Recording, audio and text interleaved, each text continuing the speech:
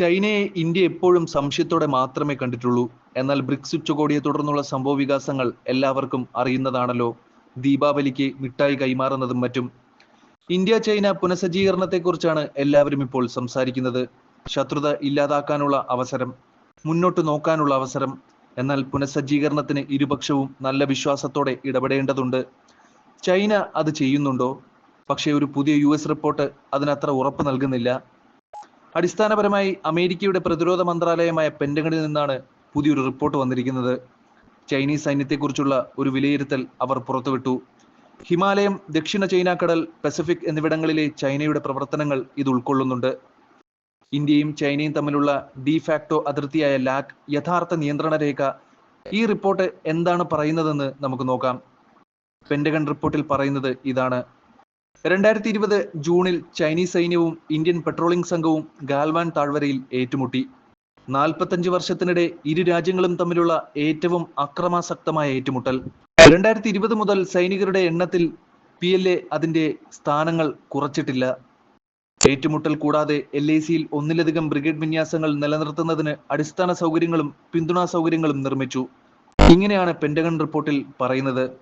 മറ്റൊരു വിധത്തിൽ പറഞ്ഞാൽ ചൈന അവരുടെ സാന്നിധ്യം ഒട്ടും കുറച്ചിട്ടില്ല. പകരം അവർ അത് മെല്ലെ വർദ്ധിപ്പിക്കുകയാണ് ചെയ്തത്.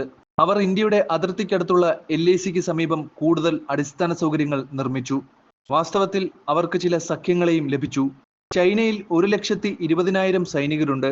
ടാങ്കുകൾ, ഹോവിറ്റ്സർ മിസൈലുകൾ തുടങ്ങിയ ഗുരുതരമായ അഗ്നിശമന ശക്തികളാണ് ഈ സൈനികരെ പിന്തുണയ്ക്കുന്നത്.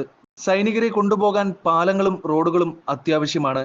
ചൈന അതും നിർമ്മിക്കുന്നുണ്ട്. ജൂലൈയിൽ അവർ പാങ്കോങ് തടാകത്തിന് സമീപം ഒരു പാലം പൂർത്തിയാക്കി. ഇത് തടാകത്തിന്റെ വടക്കും തെക്കും കരകളെ ബന്ധിപ്പിക്കുന്നു.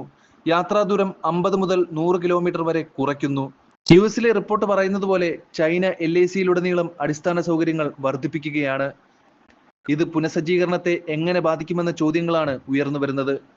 ഇത് ഇന്ത്യയുമായുള്ള അതിർത്തി കരാർ ലംഘിക്കുന്നുണ്ടോ എന്ന ചർച്ചകളും നടക്കുന്നുണ്ട്. നിലവിൽ ഇന്ത്യയും അടിസ്ഥാന സൗകര്യങ്ങൾ മെച്ചപ്പെടുത്തിക്കൊണ്ടിരിക്കുകയാണ്. പക്ഷേ ചൈനയ്ക്കാണ് ഇതിലേറെയും മുൻതൂക്കം. വ്യോമസേന മേധാവി തന്നെ ഇക്കാര്യം സമ്മതിച്ചു. കിഴക്കൻ ലഡാക്കിനെ സംബന്ധിച്ചിടത്തോളം കഴിഞ്ഞ ഒരു വർഷത്തിലേറെയായി സ്ഥിതിഗതികൾ പ്രായോഗികമായി സമാനമാണ്. മറുവശത്ത് അടിസ്ഥാന സൗകര്യങ്ങളുടെ വികസനം വളരെ വേഗത്തിലാണ് നടക്കുന്നത്. അതുമായി ഇന്ത്യ പൊരുത്തപ്പെടാനാണ് ശ്രമിച്ചുകൊണ്ടിരിക്കുന്നതും. ഗാൽവാനിനടുത്ത് ഇന്ത്യയും റോഡുകൾ നിർമ്മിക്കുന്നതായി റിപ്പോർട്ട് ചെയ്യപ്പെട്ടു. ചൈന ആക്രമണാത്മകമായി പിന്നോട്ട് പോയി. എന്നാൽ അതിലും പ്രധാനമായി ഇന്ത്യ നേരിടേണ്ട ഒരു വെല്ലുവിളിയാണ്. അതിർത്തിയിലെ അടിസ്ഥാന സൗകര്യ വികസനത്തിൽ സർക്കാർ ധാരാളം നിക്ഷേപവും നടത്തിയിട്ടുണ്ട്. 2014 മുതൽ ചെലവ് 4 ഇരട്ടിയായി വർദ്ധിക്കുകയും ചെയ്തു. ഈ വർഷത്തെ ബജറ്റിൽ 6,500 കോടി രൂപ അതിർത്തിക്ക് സർക്കാർ അനുവദിച്ചിരിക്കുകയാണ്. അതായത് ഏകദേശം 770 ദശലക്ഷം $. എന്നാൽ റീസെറ്റ് ചെയ്താലും ഇല്ലെങ്കിലും ഇന്ത്യ ജാഗരൂകരായിരിക്കണം. മികച്ച ഫണ്ടിങ്ങുകളും മികച്ച ആക്സസും ലഭ്യമാണ്. അവർക്ക് മെച്ചപ്പെട്ട അടിസ്ഥാന സൗകര്യങ്ങളിലേക്കുള്ള പ്രവേശനങ്ങളുണ്ട്. മറ്റൊരു വിധത്തിൽ പറഞ്ഞാൽ അടുത്ത ഘട്ടം മാരകമായേക്കാം.